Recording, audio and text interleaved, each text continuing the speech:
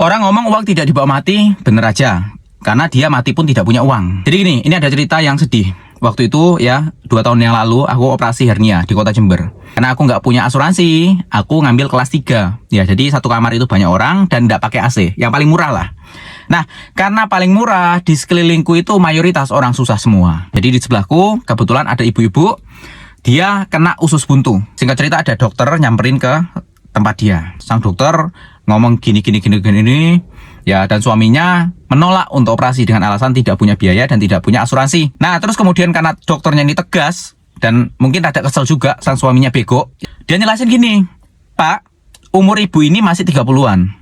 Kalau usus buntu ini tidak dioperasi, dan sewaktu-waktu pecah di perutnya, ibu ini bisa meninggal. Karena bisa komplikasi, ya. Bakteri-bakteri yang pecah itu dalam perutnya, itu bisa kemana-mana. Nanti ibu ini bisa meninggal. Istri bapak masih umur 30-an. Sang suami beralasan kiri kanan menolak supaya nggak operasi, karena terbatas biaya. Dan akhirnya sang dokter pun ngasih pilihan, Pak, ini kembali lagi ke bapak.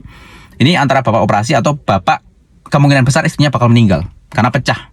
Karena memang sudah berhari-hari, ya usus buntunya itu, di rumah sakit itu sudah berhari-hari.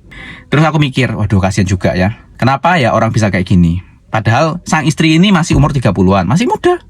Sang suaminya bego, aku ngomong bego. Dia itu belum usaha loh, udah ngomong, aduh udah bawa pulang aja. Secara nggak langsung dia merelakan istrinya buat meninggal. Ya kalau suaminya sih enak aja, istrinya meninggal mungkin dia bisa nikah lagi. Ya kasihan ke istrinya. Istrinya ini sudah usus buntu berhari-hari, ya resikonya kalau pecah, dia bisa meninggal. Karena kan bakterinya itu kemana-mana dalam perutnya. Jadi guys, ya mulai dari sekarang kalau ngomong uang nggak dibawa mati ya mbok ya mikir-mikir. Dan aku yakin si suaminya ini mungkin golongan orang yang uang tidak dibawa mati. Makanya ketika istrinya mau mati, dia nggak bisa apa-apa. Ya karena nggak punya uang. Jadi bijaklah dalam ngomong. Jangan dikit-dikit ngomong uang nggak dibawa mati. Ya pastikan kamu punya uang dulu baru ngomong gitu. Jangan kayak sang suami bego ini. Istrinya sudah mau mati, dia malah nggak usah apa-apa, langsung nyerah. Oke, bawa pulang aja, enak aja dia ngomong. Ya kalau dia memang enak, istrinya meninggal dia kawin lagi beres ya. Istrinya yang kasihan, nggak bisa apa-apa suaminya.